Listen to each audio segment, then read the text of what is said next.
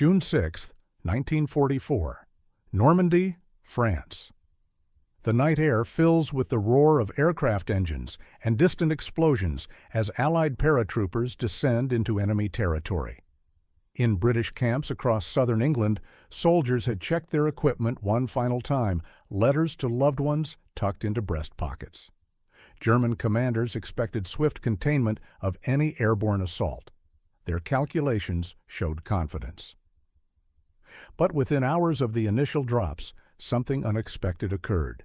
Radio sets, the lifeline of modern warfare, began failing across multiple sectors. Static replaced clear transmission. Orders went unheard. Units became isolated.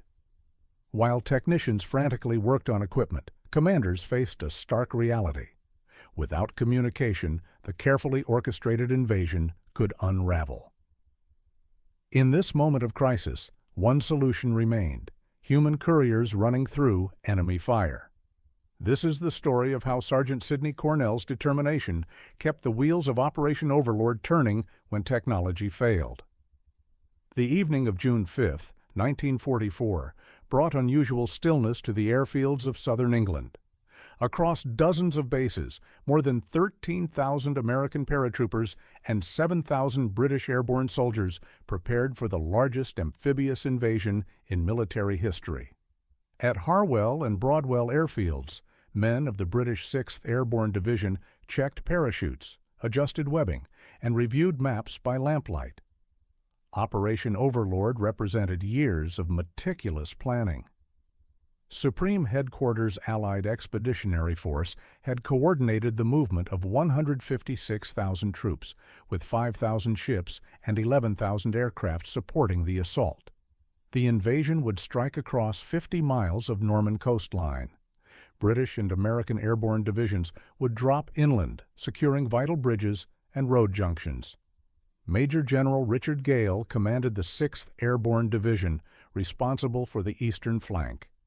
His mission: capture bridges over the Caen Canal and Orne River, destroy the Merville Battery, and hold high ground east of the Orne until relieved by seaborne forces. Success depended on speed, coordination, and, critically, communication. The division's equipment reflected modern military technology.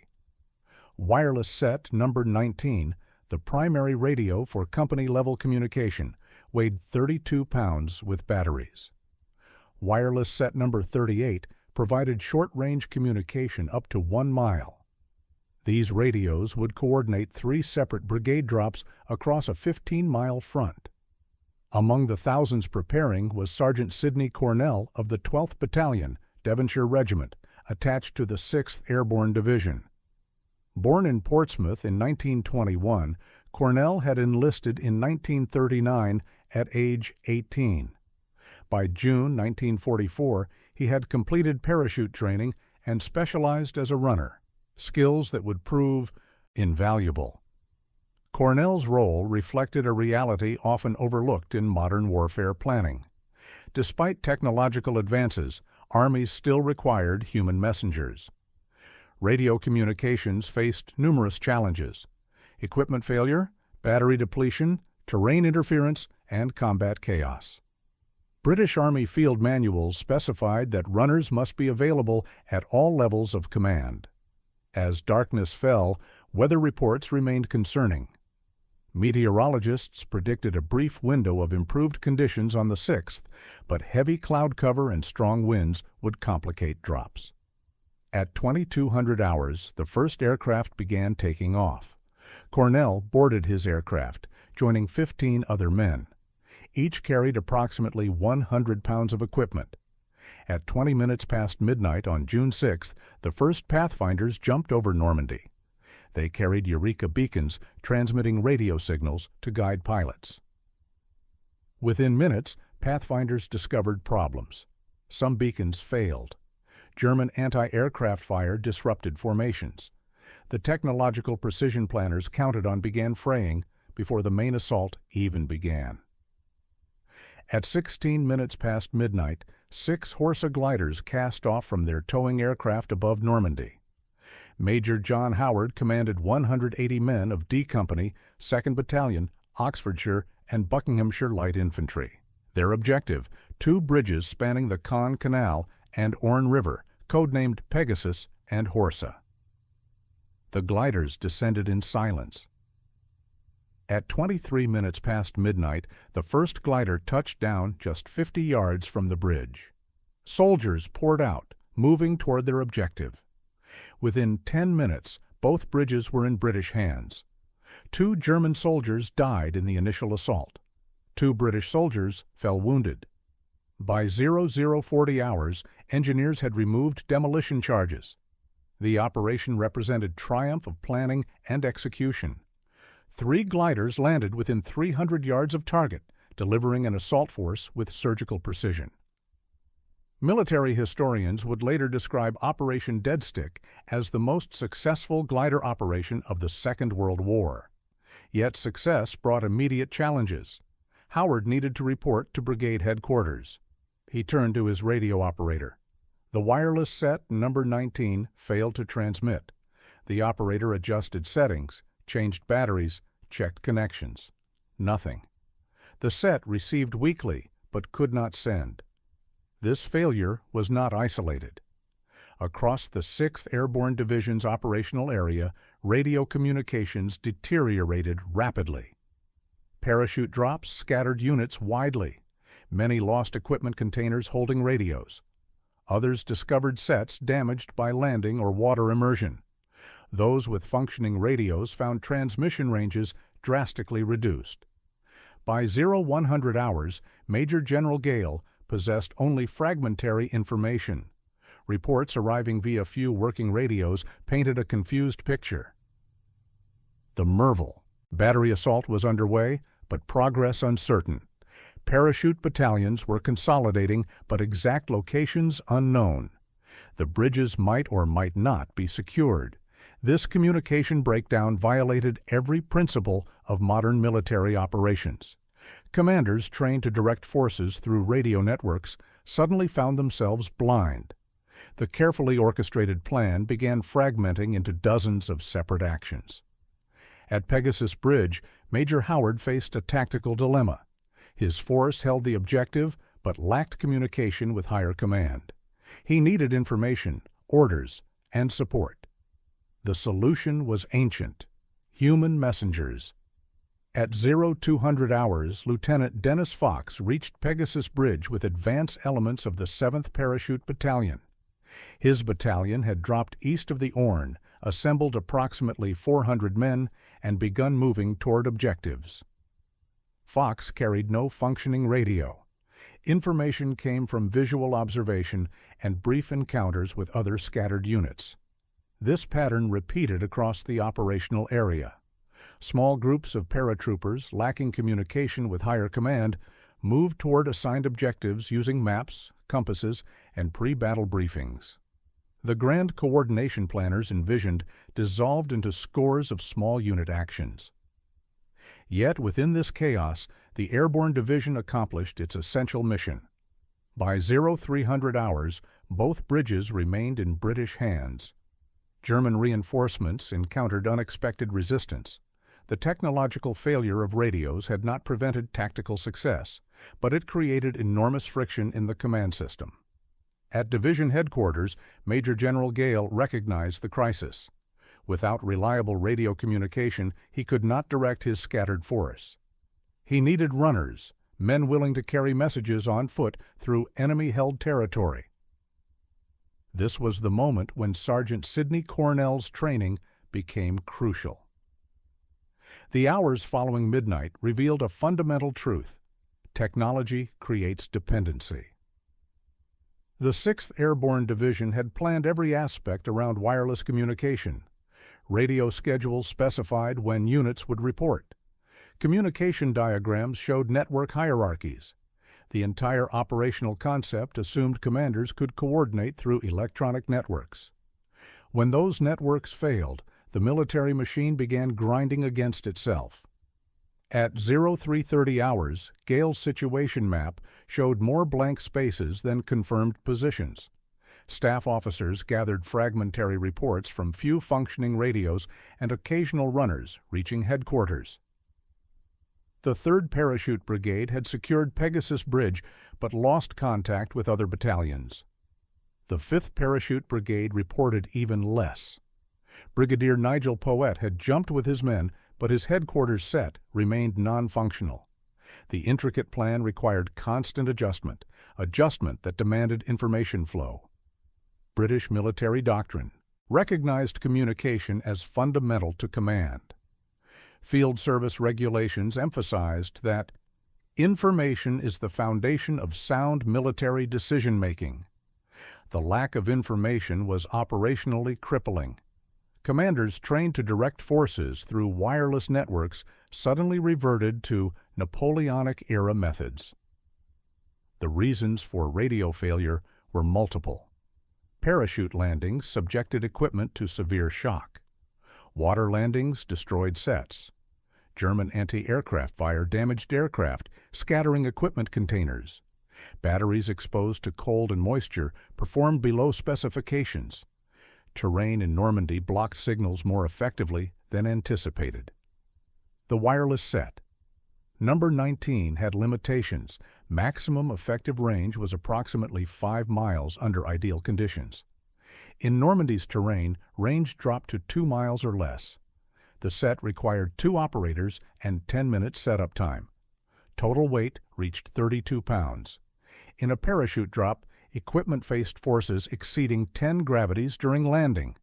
Even packed carefully, damage rates were significant. German communications faced similar problems.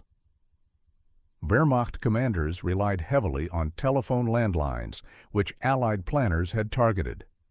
Telephone cables cut by paratroopers left German units struggling to coordinate responses. This mutual communication breakdown created tactical fog. British paratroopers operated in isolation. German defenders received conflicting reports. Both sides made decisions based on fragmentary information and tactical intuition. At 0400 hours, Major General Gale made a critical decision. Unable to direct his division through wireless networks, he would employ runners systematically. Staff officers designated specific individuals for courier duties. These men would carry written orders to subordinate commanders, navigating by map and compass, avoiding German positions, completing missions regardless of obstacles. This decision reverted command and control to methods predating the 20th century. Julius Caesar had used runners. Napoleon had used runners. Now, in 1944, despite possessing wireless radios and sophisticated communication networks, the 6th Airborne Division returned to the fundamental principle: a trusted man, a written message, and the will to deliver it. Sergeant Sidney Cornell received his first assignment at 0430 hours. A staff officer handed him a sealed envelope addressed to Brigadier James Hill at 3rd Parachute, Brigade headquarters near Ranville, approximately 3 miles northeast. Cornell studied his map, memorized key terrain, checked his weapon, and departed into darkness. The route crossed terrain held by scattered German defenders. Cornell would navigate by compass bearing, moving quickly when possible, cautiously through suspected enemy positions. Estimated travel time: 90 minutes if conditions remained favorable. This was the beginning of Cornell's extraordinary contribution, a contribution that would span multiple runs through enemy territory, under fire, in darkness, delivering orders that kept British forces coordinated when technology failed. Dawn approached slowly. At 0500 hours, the eastern sky showed first gray light. Across Normandy, thousands of Allied paratroopers established positions and waited for seaborne forces. The communication crisis deepened with daylight. Division headquarters compiled reports from multiple sources. The picture remained fragmented. Radio operators continued attempting to establish networks. Some succeeded briefly before signals degraded again. Statistical analysis later revealed the scale. The 6th Airborne Division deployed with approximately 240 wireless set number 19 radios and 360 set number 38 radios. Post-operation reports estimated fewer than 30% of number 19 sets functioned effectively during first 12 hours. These numbers translated to operational paralysis. German responses remained equally confused. The 716th Infantry Division received scattered reports but could not determine force size or objectives. Major Hans von Luck, commanding the 125th Panzer Grenadier Regiment, received reports of British paratroopers near Ranville. He requested permission to move. His request went to 21st Panzer Division headquarters, then to 7th Army. Hours passed while British paratroopers consolidated. Sergeant Sidney Cornell completed his first run at 0600 hours, delivering orders to Brigadier Hill. The journey took 90 minutes across 3 miles. Cornell navigated around German positions, crossed flooded areas, and twice went to ground when enemy patrols passed. He arrived exhausted but unharmed. The value of human couriers became immediately apparent. Cornell brought not just written orders, but verbal information, observations of German positions, road conditions, status of units encountered. This tactical intelligence provided commanders with ground truth. Brigade staff questioned Cornell systematically. What route had he taken? Which roads were clear? Where had he seen German troops? This information updated maps and informed subsequent decisions. At 0630 hours, Cornell departed on his second run, carrying updated orders from brigade back to division headquarters. He moved through hedgerows, used ditches for concealment, and crossed open ground quickly. Across the operational area, other runners performed similar missions. The 7th Parachute Battalion employed 4 designated couriers. The 8th Battalion used motorcycle dispatch riders where roads remained passable. The 12th Battalion relied entirely on foot messengers. The physical demands were extraordinary. A runner covering 3 miles across hedgerow terrain might walk 5 miles actual ground distance. Add detours to avoid enemy positions, and a single run could take 2 to 3 hours. Multiple runs in a single day pushed men to physical limits. At 0700 hours, the first gliders of the 6th Air Landing Brigade approached. 250 Horsa and Hamilcar gliders carried heavy equipment. Landing zones near Ranville had been marked. Most gliders landed successfully. Naval gunfire support added another communication challenge. Allied warships offshore could provide devastating firepower, but only if forward observers could direct it. When this equipment failed, naval support became unavailable despite thousands of tons of shells waiting offshore. These compounding communication failures illustrated a fundamental principle. Complexity creates fragility. The more sophisticated a system, the more points of potential failure. When key elements failed, the entire system degraded rapidly. Yet the mission continued. Units accomplished objectives using initiative and pre-battle planning. Officers made decisions based on local conditions.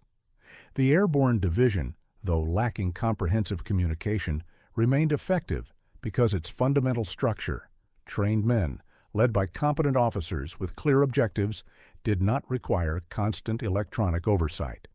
At 0830 hours, Cornell arrived back at division headquarters, completing his second run. He had covered 6 miles in 4 hours. Staff officers immediately assigned him a third mission: carry orders to the 8th Parachute Battalion east of Ranville. Cornell checked his map, drank water, ate hard biscuit, and departed again. Night returned to Normandy at 2100 hours. Cornell had completed 4 runs during daylight, covering approximately 18 miles total. At division headquarters, staff officers considered Cornell's performance exceptional. Most runners made 1 or 2 trips before exhaustion or enemy action prevented further missions. At 2200 hours, a staff officer approached Cornell with a new assignment. The 5th Parachute Brigade, operating near Breville, required updated orders regarding operations planned for the following morning. Brigade headquarters had moved twice during the day. Radio contact remained non-existent. A runner must deliver the orders tonight. The mission presented unusual difficulties. The route crossed approximately 4 miles, much held by German forces. Breville had changed hands twice. Current ownership remained uncertain. Navigation at night through hedgerow country required expert map reading and compass work. German patrols operated actively after dark. Cornell studied his map by lamplight. He traced the most direct route, southeast from Ranville, toward Breville, crossing the main road between Caen and the coast. Speed was essential. At 2230 hours, Cornell departed. He carried standard runner equipment, compass, map, watch, water bottle, emergency rations, sealed message pouch, and his Lee Enfield rifle. His face remained covered with camouflage paint applied that morning. The first mile passed without incident. Cornell moved through positions held by the 8th Parachute Battalion. Beyond British lines, he slowed his pace, moving cautiously through hedgerows, pausing frequently to listen for German movement. The main Caen road presented the greatest danger. German vehicle movement continued throughout the night. The road itself was completely exposed. Cornell waited in a ditch for 30 minutes, observing traffic patterns. At 2315 hours, during a gap between vehicle movements, Cornell sprinted across the road. He covered 30 yards in seconds, rolling into the ditch on the far side. German voices echoed from somewhere east. Cornell remained motionless for 5 minutes. No reaction came. He continued south. The terrain beyond consisted of small fields divided by hedgerows. Cornell moved along hedgerows rather than crossing open ground, using vegetation for concealment, pausing at each corner to observe before advancing. At 2345 hours, Cornell encountered a German position. 4 soldiers in a machine gun nest covering a road junction. They were alert, weapons ready. Cornell could not bypass them. The junction was a key navigation point, but approaching closer risked detection. Cornell made a tactical decision.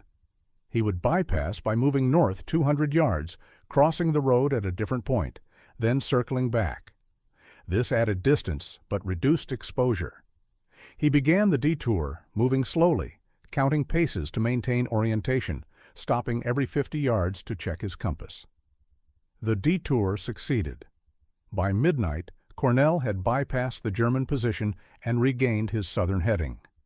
But the delay had cost time. He increased his pace, accepting greater risk in exchange for speed.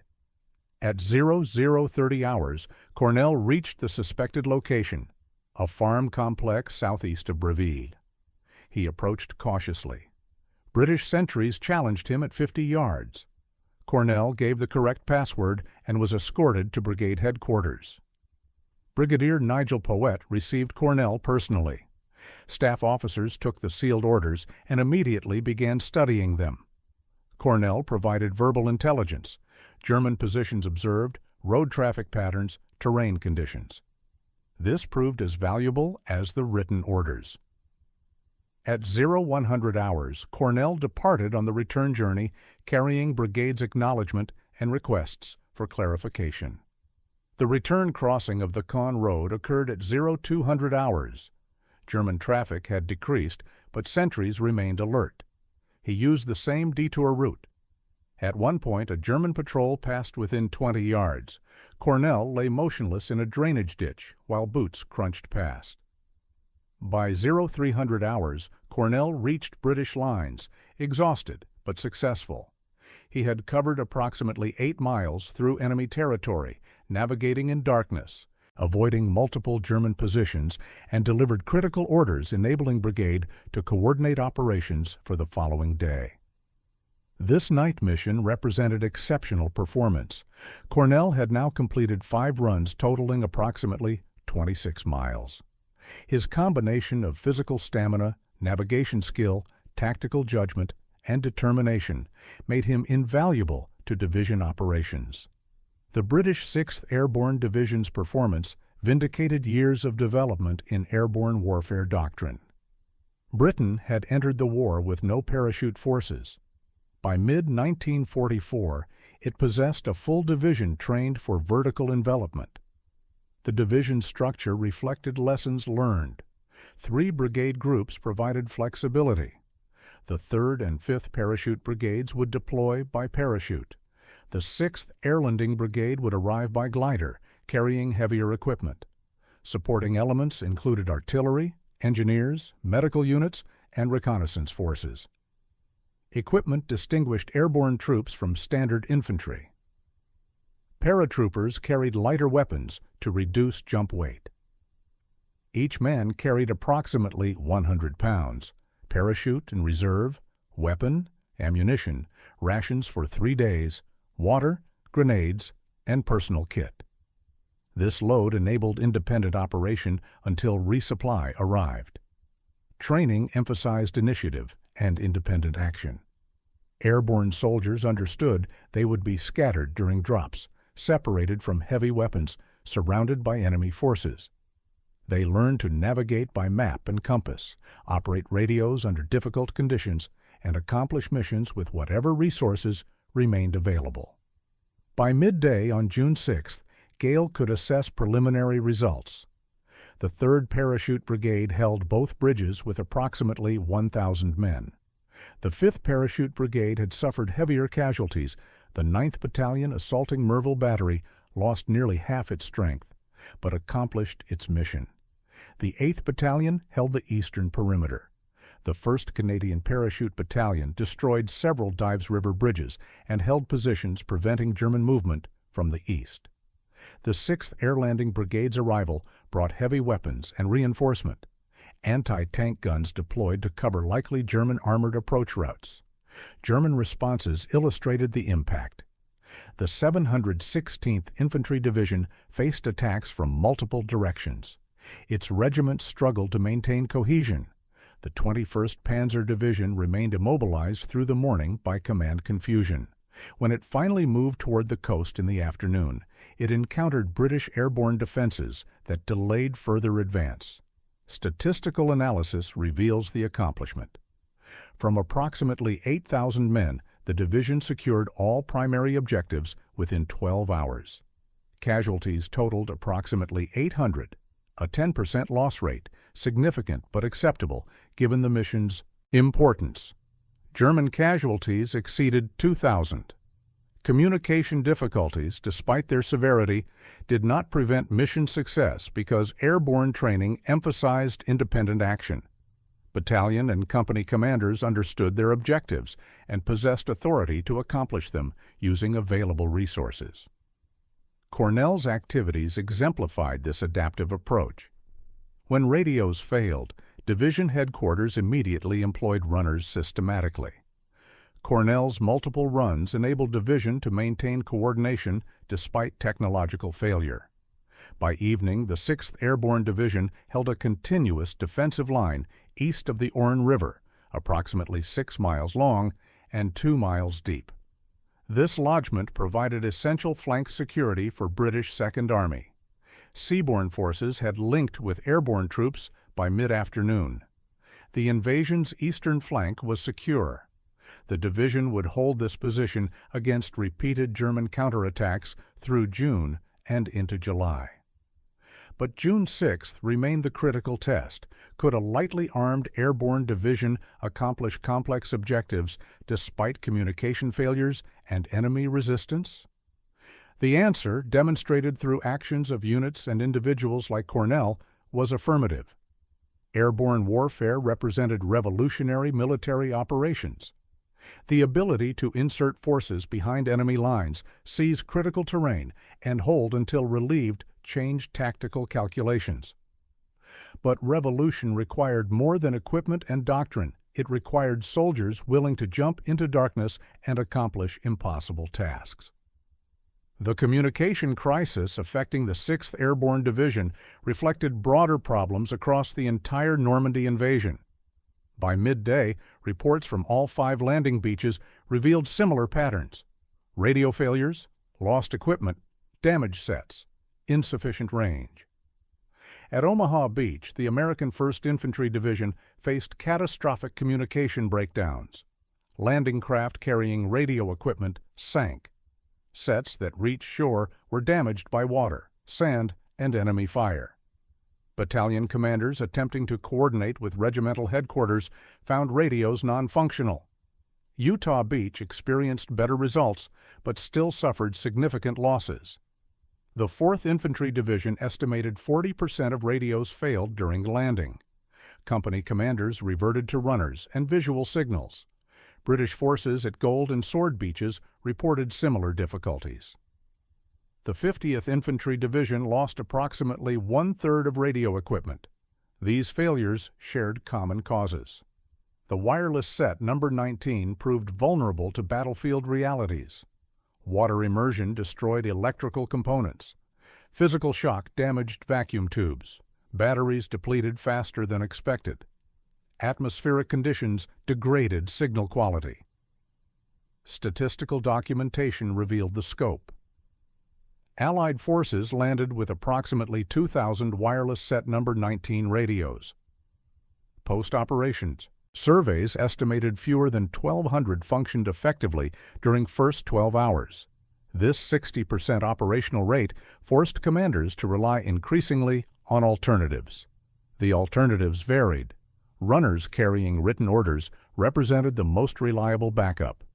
Every infantry battalion maintained designated runners, typically 8 to 12 men selected for physical fitness and navigation skill. These soldiers performed missions as dangerous as any combat action. Motorcycle dispatch riders provided faster communication where roads remained passable. British and Canadian forces employed riders extensively. American forces used jeeps, but vehicles required roads, exposed riders to ambush, and consumed fuel. Visual signaling provided limited capability. Signal lamps using Morse code could transmit messages over several miles if visibility allowed. Colored smoke grenades indicated unit positions or requested support. Signal panels identified friendly positions to aircraft. These methods worked, but lacked flexibility and security of radio communication. Carrier pigeons, employed by British forces since the First World War, continued service. The 6th Airborne Division brought several dozen pigeons, releasing them with messages when radio contact failed. Post-war records documented successful pigeon deliveries, providing critical intelligence. But pigeons flew slowly, required favorable weather, and represented one-way communication. Allied doctrine recognized need for redundancy. Field manuals specified primary, alternate, and emergency communication methods. In practice, the Normandy assault tested all methods simultaneously. When primary radios failed, units switched to alternate frequencies. When alternate frequencies proved unreliable, they employed runners. German forces faced comparable problems. Wehrmacht communications doctrine relied heavily on telephone landlines. Allied bombing and paratrooper sabotage severed many landlines. German radio networks could not compensate fully. By evening on June 6th, both sides had partially restored communication networks. Engineers repaired damaged radios, replaced batteries, and repositioned antennas. Yet the human communication system, runners, dispatch riders, liaison officers, continued carrying the greatest message volume. Post-war analysis by Allied operational research teams examined communication failures extensively. Reports identified specific improvements needed: better waterproofing, more robust vacuum tubes, longer-lasting batteries, improved antenna designs. These recommendations influenced post-war development, but the fundamental lesson remained.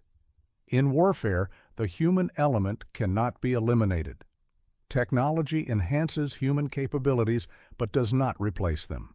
When machines fail, and in combat, machines always eventually fail, trained men must accomplish missions through determination, skill, and courage. By late morning, consequences of effective communication became apparent. Units maintaining contact with higher command maneuvered cohesively. Units operating in isolation achieved local successes but could not exploit opportunities. The difference often determined success or failure. At Pegasus Bridge, Major Howard's force demonstrated how communication enabled effective defense. Runners maintained contact between his positions and brigade headquarters. This link allowed Howard to request artillery support, report German counterattacks, and receive updates on reinforcement timelines. When German infantry attacked at 0300 hours, Howard called for mortar fire. The fire arrived within minutes, breaking up the assault. The Merville Battery assault illustrated the opposite. Lieutenant Colonel Terence Otway commanded the 9th Parachute Battalion. His battalion scattered during drop. Only 150 men from 600 assembled. Radio contact failed. Otway could not report his situation, request reinforcement, or coordinate with naval bombardment scheduled for the same time. He attacked nonetheless. British paratroopers stormed the fortified position. The assault succeeded, guns were spiked, but casualties exceeded 50%. Without communication, Otway could not call off naval bombardment. At 0500 hours, Allied warships shelled the battery, unaware British troops occupied it. These contrasting examples demonstrated communication's tactical value. Success was possible without it, but at higher cost and lower efficiency. Effective communication multiplied combat power by enabling coordination. Lost communication increased risk substantially. At division level, Gale's staff quantified this impact. Units maintaining regular communication accomplished missions using fewer resources and suffering lower casualties than isolated units. The statistical difference was significant. Connected units averaged 15% casualties, while isolated units averaged 25%. Cornell's runs illustrated this principle. His third mission, departing at 0830 hours, carried orders redirecting the 8th Parachute Battalion to reinforce Pegasus Bridge. Radio attempts had failed. Only a runner could accomplish the mission. Cornell navigated to battalion headquarters, arriving at 0100 hours. The battalion commander, Lieutenant Colonel Alistair Pearson, read the orders and immediately began organizing movement. Within 30 minutes, one company departed. By noon, the entire battalion had repositioned. This repositioning proved critical. At 1400 hours, elements of the 21st Panzer Division attacked British positions near the bridges. The reinforced defense repulsed the assault with heavy German casualties. German tanks withdrew after losing approximately 30% of attacking force. Without Cornell's message delivery, the 8th Battalion might have remained in initial positions, unavailable when needed most. The defensive line would have been thinner, perhaps unable to stop German armor. The invasion's eastern flank might have been compromised. Military historians later analyzed correlation between communication effectiveness and mission success during Normandy. Units achieving 80% or higher communication reliability succeeded in 95% of missions. Units with 50 to 80% reliability succeeded in 80%. Units below 50% succeeded in only 65%. The data clearly showed communication quality directly affected outcomes. By afternoon, Allied forces had landed 156,000 troops. They held lodgements ranging from 1 to 5 miles deep. Communication networks partially restored coordinated operations. But runners remained essential. Their numbers actually increased during afternoon as commanders designated additional men for courier duties. The 6th Airborne Division alone employed approximately 60 runners by evening, triple the morning number. Cornell completed his 4th run at 1300 hours and began his 5th at 1500 hours. By day's end, he would complete 6 runs totaling approximately 30 miles. Other runners matched or exceeded this performance. Private James Watts completed 7 runs. Corporal David Thomas completed 8. Lance Corporal Robert Mills completed 6 runs covering 35 miles. These exceptional individuals kept division operations coordinated when technology could not. The battlefield impact extended beyond tactical coordination. It affected morale. Soldiers operating in communication with higher command felt connected to the larger effort. Isolated soldiers experienced greater stress and uncertainty. By evening, the invasion's success was apparent. Allied forces held all 5 beaches. The 6th Airborne Division maintained its lodgment, having repulsed German counterattacks. Communication networks functioned well enough to coordinate operations, and runners, having proven their value under the most demanding conditions, continued their dangerous work as darkness fell. Afternoon on June 6th brought cautious optimism to Allied headquarters. Reports from all sectors indicated successful lodgments despite fierce German resistance. The invasion had succeeded in its primary objective, establishing Allied forces on continental Europe with sufficient strength to resist counterattacks and expand the beachhead. At 6th Airborne Division headquarters in Ranville, Major General Gale assessed accomplishments. All primary objectives remained secured. Casualties, though significant, remained within acceptable parameters. Communication improvements during afternoon enabled more systematic coordination. Engineers had repaired some radios. Battery supplies arrived with glider reinforcements.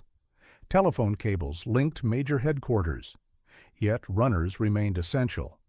Even with improving technology, approximately 30% of messages continued moving by human courier. Cornell began his 6th run at 1700 hours, carrying updated orders to the 12th Parachute Battalion south of Ranville. This mission covered 5 miles through terrain that had changed status repeatedly. Cornell's familiarity with terrain enabled faster movement. He knew which hedgerows provided cover, which roads remained under German observation, which fields flooded too deeply for quick crossing. This accumulated tactical knowledge made him increasingly valuable. The 6th run illustrated how communication enabled tactical flexibility. Division headquarters had received reports of German forces concentrating near Breville, threatening the boundary between brigades. The 12th Battalion was ordered to shift 1 company northeast. Without timely communication, this redeployment could not occur. Cornell delivered orders at 1800 hours. Battalion staff immediately began repositioning forces.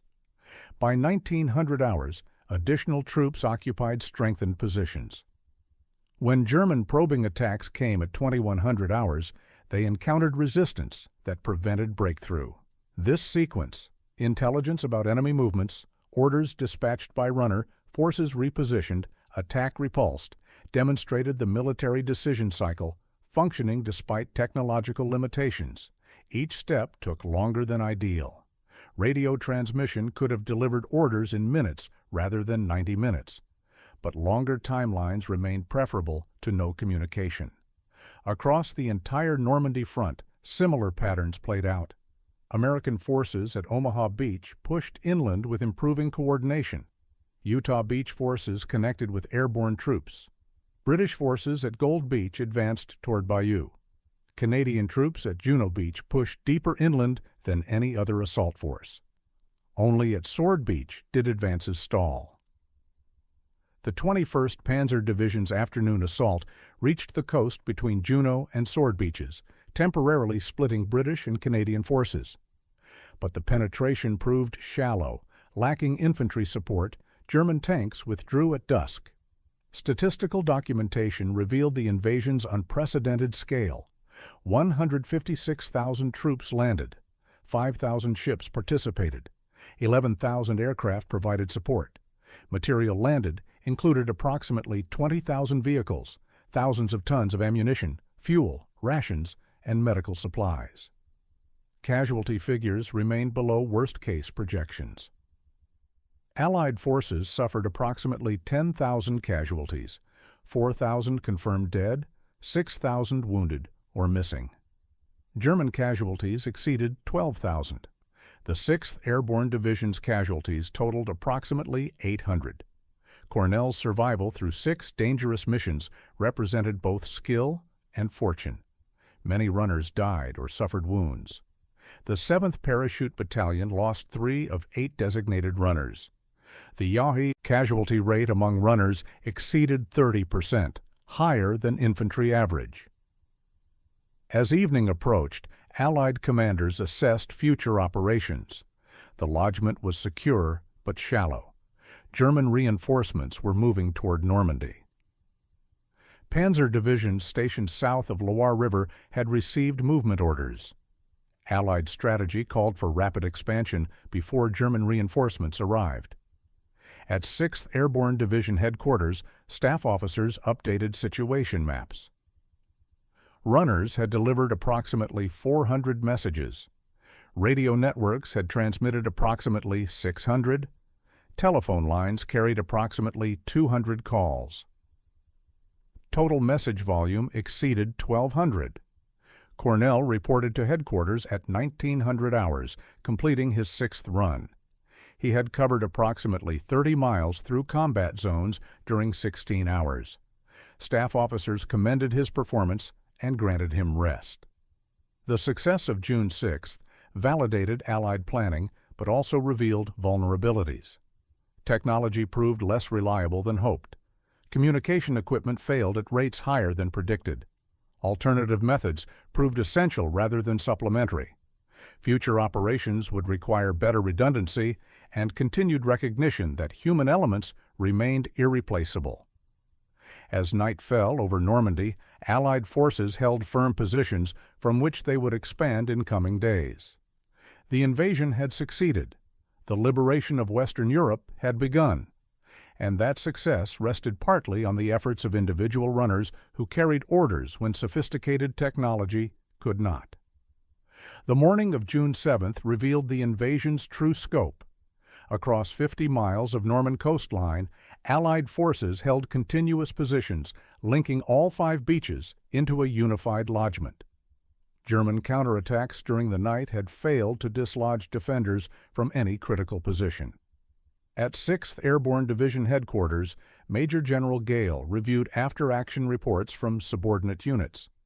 These documents detailed the previous day's operations with remarkable thoroughness.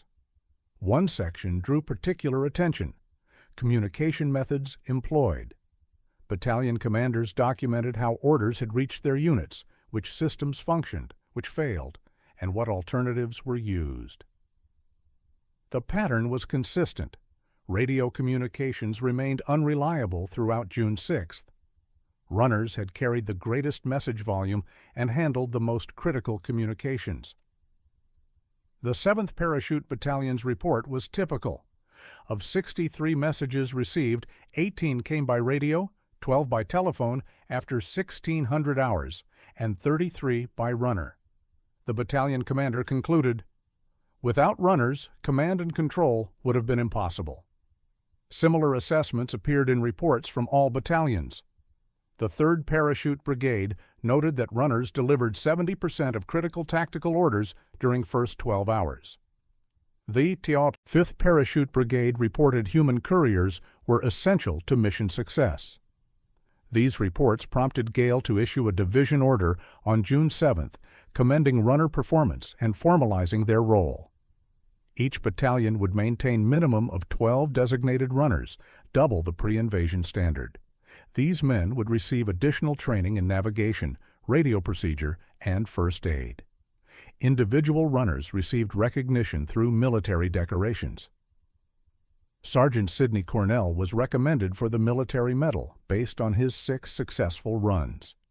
The recommendation detailed Cornell's accomplishments: 30 miles covered through enemy territory, 6 critical message deliveries, tactical intelligence provided, 0 failures despite extreme danger. The Military Medal citation would read, "For conspicuous gallantry and devotion to duty during operations in Normandy. Sergeant Cornell completed multiple courier missions under heavy enemy fire, maintaining vital communications when all other methods had failed. His courage and navigational skill were instrumental in enabling division headquarters to coordinate operations effectively." Cornell was one of 17 runners from the 6th Airborne Division to receive decorations for June 6th performance. Collectively, these decorations represented formal recognition that individual courage remained central to military operations regardless of technological advancement. staff officers began analyzing runner employment systematically, documenting best practices. Reports identified optimal runner-to-unit ratios, specified training requirements, and detailed equipment needs. This institutional learning reflected the British Army's adaptive culture. The broader Allied force learned similar lessons. American airborne divisions operating in Cottonton Peninsula experienced communication failures, matching British experiences. The 82nd Airborne Division reported radio operational rates below 50%. The 101st Airborne Division lost approximately 60% of radios. Both divisions relied heavily on runners. American military doctrine underwent revision during summer 1944. Field manuals published in late 1944 emphasized communication redundancy, specified larger runner complements, and detailed procedures for operating without electronic communication. The recognition of runner importance extended to popular consciousness. War correspondents interviewed runners and wrote articles about their dangerous missions. Newspapers published accounts of lone soldiers carrying orders through enemy lines. These stories resonated with readers. Cornell became one subject of such coverage. A correspondent from the Times interviewed him on June 8th, producing an article that appeared June 12th under the headline, "Paratroopers' 6 runs through enemy lines kept D-Day orders moving." Cornell's response to praise was modest. "I was just doing my job, same as thousands of others." By mid-June, the 6th Airborne Division had established routine communication procedures incorporating lessons from June 6th. Radio networks functioned better. Telephone cables linked headquarters comprehensively. Yet runners remained active, carrying approximately 30% of messages, a permanent fixture rather than emergency backup. The division would remain in Normandy through August. Throughout these operations, runners continued their dangerous work. Casualties mounted. By August, the division had lost 28 runners killed and 47 wounded. But the mission continued. The aftermath of June 6th established patterns that would persist through the war's end. Technology would improve, but never achieve perfect reliability. Human couriers would remain essential, and individual courage would continue determining outcomes of battles and campaigns. The full significance of Sergeant Cornell's contribution emerged gradually during weeks following the invasion. His 6 successful courier runs represented exceptional performance, but their strategic impact became clear only when staff officers analyzed how those messages affected divisional operations. The first run, delivering orders to 3rd Parachute Brigade headquarters, enabled Brigadier Hill to coordinate scattered battalions. Hill's subsequent decisions, reinforcing Pegasus Bridge, redirecting battalions, requesting artillery support, all depended on information Cornell brought. Without that communication link, Hill's brigade would have operated in isolation. The second run, carrying brigade situation report back to division headquarters, provided Gale with his first comprehensive assessment of the eastern flank's status.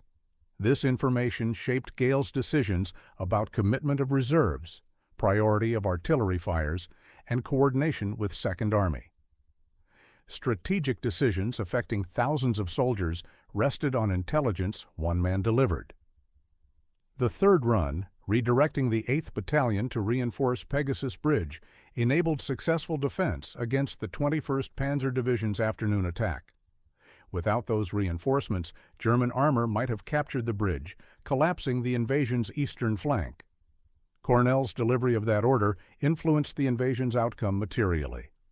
The 4th run established communication with 5th Parachute Brigade when all electronic links had failed.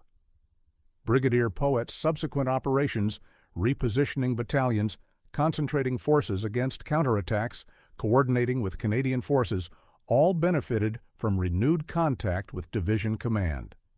The 5th and 6th runs maintained communication flow as the situation stabilized. These missions delivered routine orders and situation updates that enabled the division to function as a coherent organization. military analysts performing detailed after-action analysis calculated Cornell's contribution quantitatively. His messages directly enabled decisions affecting approximately 4,000 soldiers. Orders he carried resulted in redeployments involving 6 battalion-level movements. Intelligence he provided influenced over 30 command decisions at brigade and division level. This analytical approach illustrated that individual actions could influence outcomes at strategic scale. One soldier, operating alone, affected an operation involving hundreds of thousands of men and determining the war's course. This was documented fact traceable through message logs and command decisions recorded contemporaneously. Cornell's personal perspective remained characteristically modest. When interviewed years later, he emphasized that many others performed comparable service. He noted runners from other battalions who completed more missions. He mentioned radio operators who kept equipment functioning, dispatch riders who braved German fire, and signalers who laid telephone cables under combat conditions. This modesty reflected military culture, valuing collective effort over individual glory. Cornell understood his contribution was one thread in a vast tapestry of individual actions that together created victory. "We all did what needed doing," he said in a 1978 interview. "I happened to be good at running and navigating. Others were good at other things." Yet historians recognized what Cornell perhaps could not. Some individuals, through combination of skill, courage, and circumstance, influenced events disproportionately. Cornell was such an individual on June 6th. His actions represented the irreducible human element in warfare that no technology could replace. The recognition came formally through military decorations and informally through respect of fellow soldiers. Cornell's military medal acknowledged specific actions. But lasting recognition came from commanders who trusted him with critical missions and soldiers who knew their lives might depend on his successful message delivery. Post-war life took Cornell away from military service, but not from memory of June 6th. He worked as a postal carrier, fitting employment for a man who had delivered the most critical messages imaginable. He married, raised a family, lived quietly in Portsmouth. He rarely spoke of the war unless asked directly, but historians sought him out as recognition of D-Day's significance grew. Cornell provided interviews, clarified details in official records, and confirmed accounts of the invasion. His contributions to historical understanding matched his wartime service. The broader significance of Cornell's story lay in what it revealed about warfare's nature. Technology advanced continuously through the 20th century, changing how wars were fought but not eliminating fundamentals. Battles still required soldiers willing to face danger. Operations still depended on information flow. Success still demanded courage, skill, and determination. Cornell embodied these timeless qualities. His navigation skill ensured messages reached recipients. His physical conditioning enabled completion of multiple missions without collapse. His courage carried him through enemy territory repeatedly. His reliability gave commanders confidence. These qualities were human attributes enhanced but not created by technology. The military medal citation emphasized, "His actions reflect the highest traditions of the British Army and the airborne forces." Those traditions spanned centuries. Technology changed. Tactics evolved.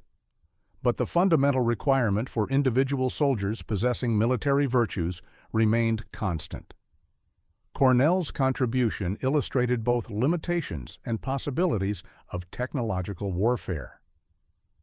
Radios failed, but men succeeded. Electronic networks collapsed, but human networks functioned. Sophisticated equipment proved unreliable, but trained soldiers proved dependable. This understanding influenced post-war military development. Armed forces continued investing in communication technology while maintaining human backup systems. Runner training remained part of military education. Doctrine emphasized redundancy and adaptability. Sergeant Cornell probably never considered his actions in such analytical terms. He ran messages because that was his job. He navigated successfully because he had trained thoroughly. He completed 6 missions because duty required it. The strategic implications were for others to determine. But those who study warfare understand what Cornell's modesty obscured. On June 6th, when the fate of Western civilization hung in balance, one British paratrooper's determination to deliver messages through enemy territory helped ensure Allied victory. That determination, replicated by thousands of others in different roles, created the aggregate effort that defeated tyranny. This was the true importance of Cornell's actions, not that he was unique, but that he exemplified how individual contributions shaped history's trajectory. He was an ordinary man who performed extraordinarily when circumstances demanded.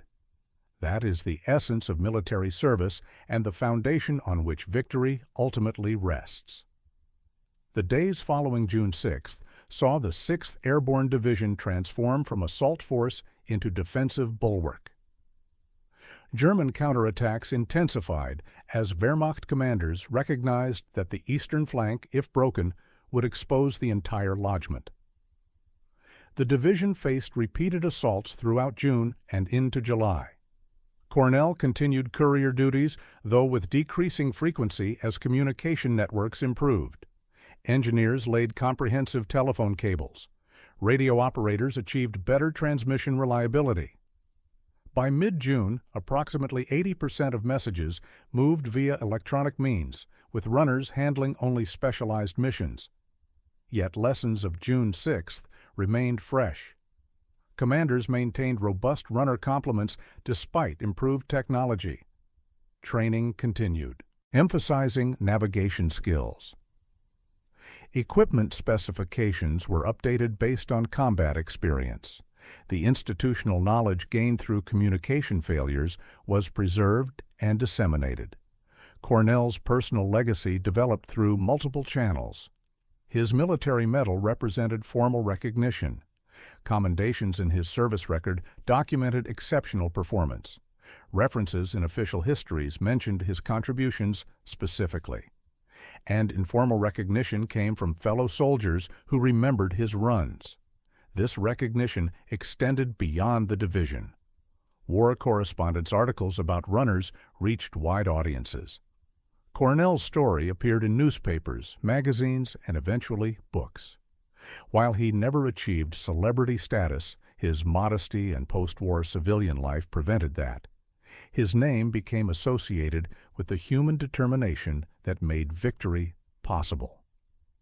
Military lessons from runner employment influenced doctrine through the war's end and beyond. British Army field manuals revised in late 1944 incorporated specific guidance on courier operations. American and Canadian forces adopted similar revisions. The shared experience created common doctrine across Allied armies. Post-war military forces maintained runners despite rapid technological advancement. The 1950s brought transistorized radios. The 1960s introduced FM communication. The 1970s saw early digital systems.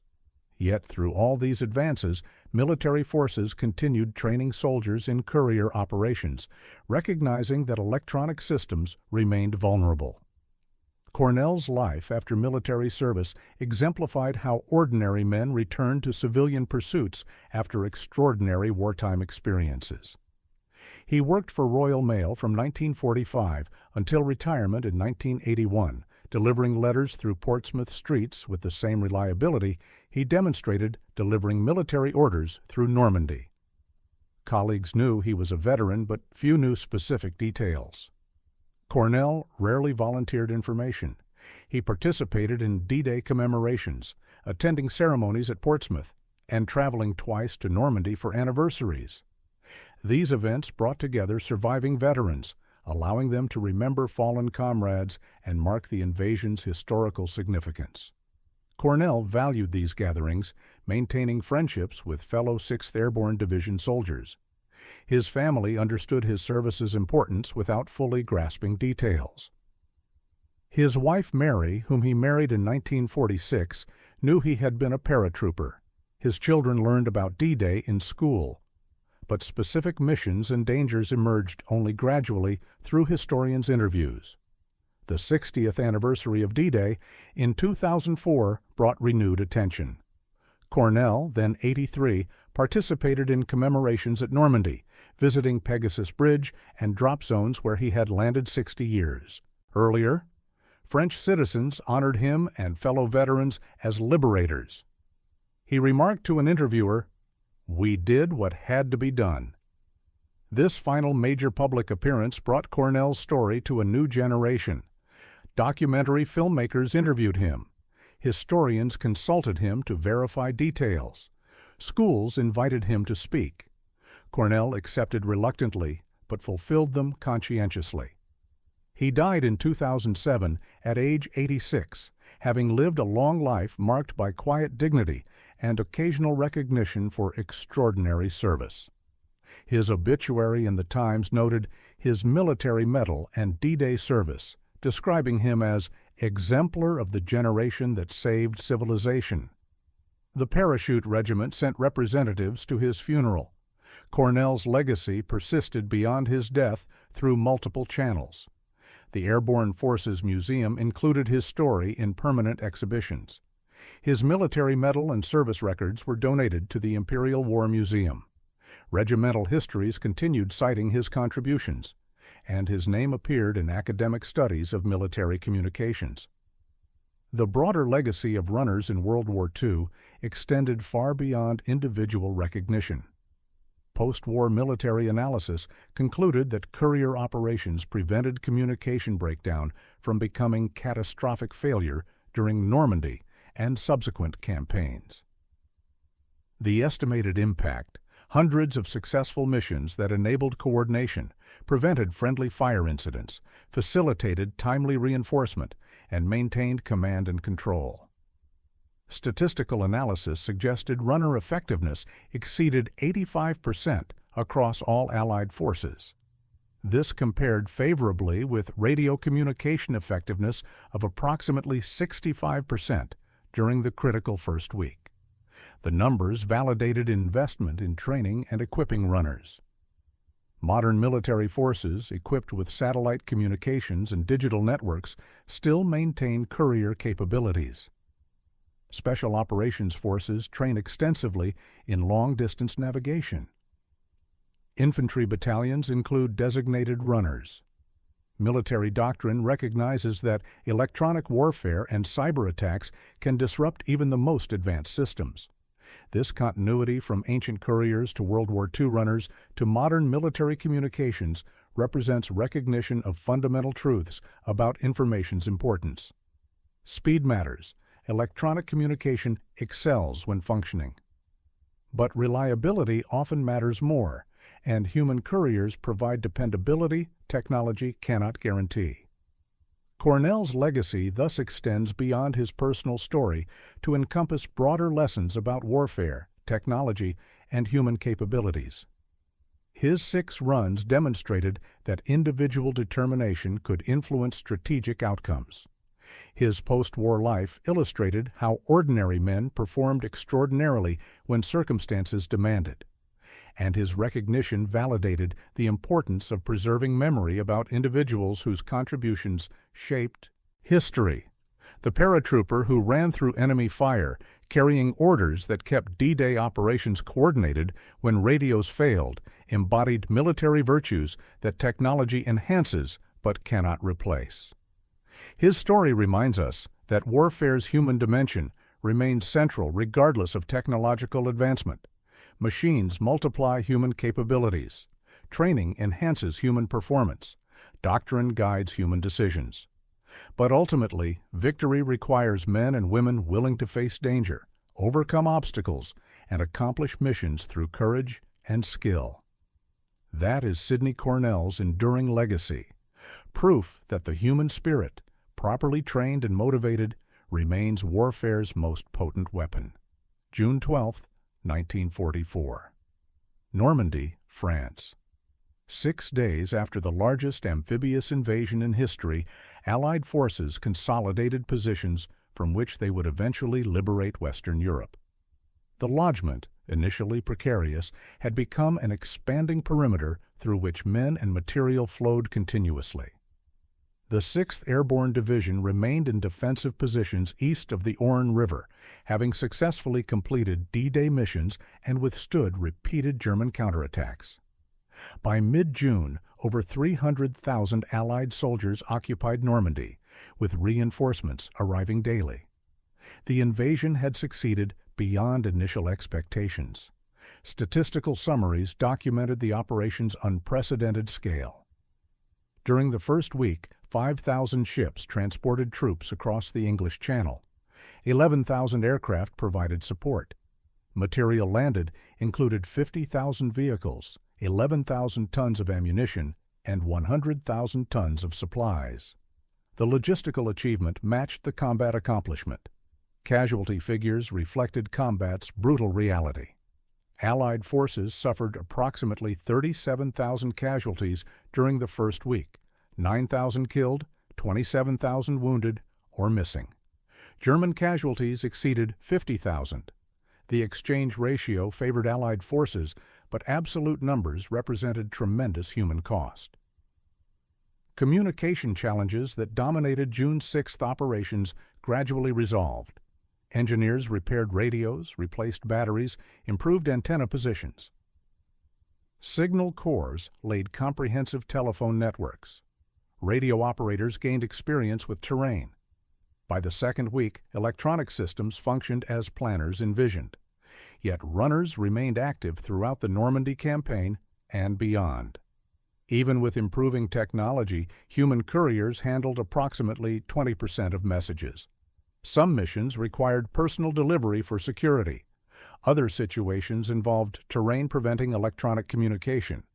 And commanders maintained runners as redundancy against technology failure.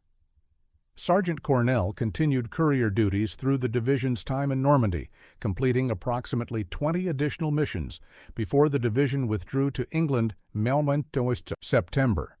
His performance remained consistently excellent. Every assigned mission completed successfully, 0 delivery failures, and valuable intelligence provided at each stop. His total distance during the campaign exceeded 200 miles.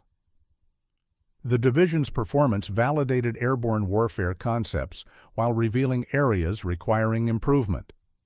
Post-operation analysis identified communication reliability as the most critical vulnerability.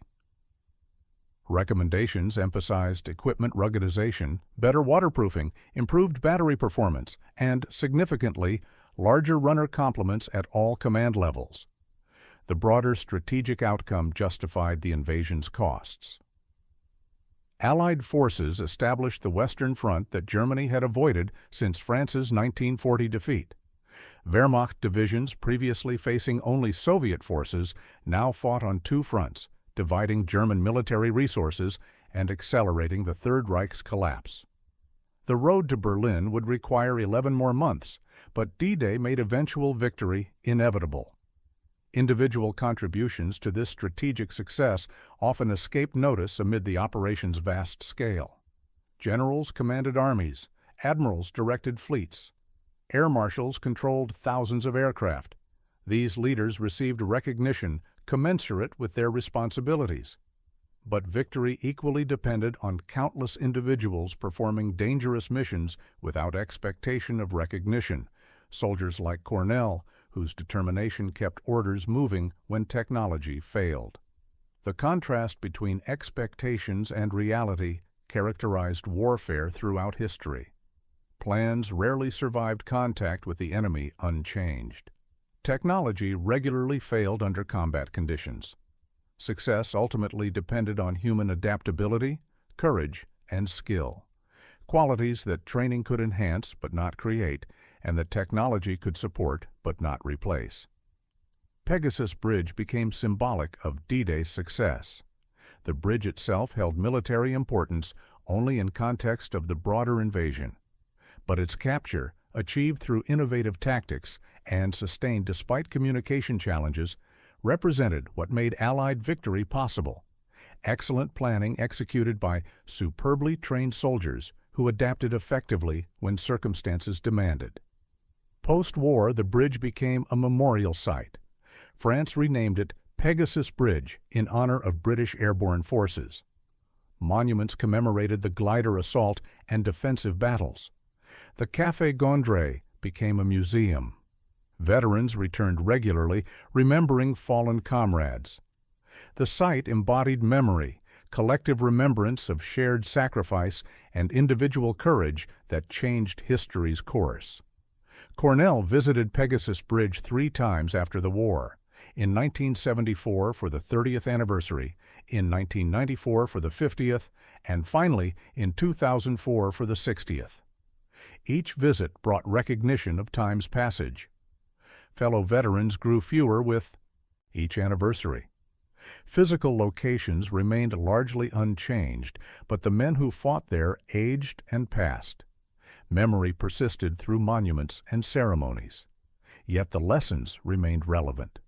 Modern military forces studying D-Day operations learned that technological superiority could not guarantee success without soldiers willing to execute missions despite adverse conditions.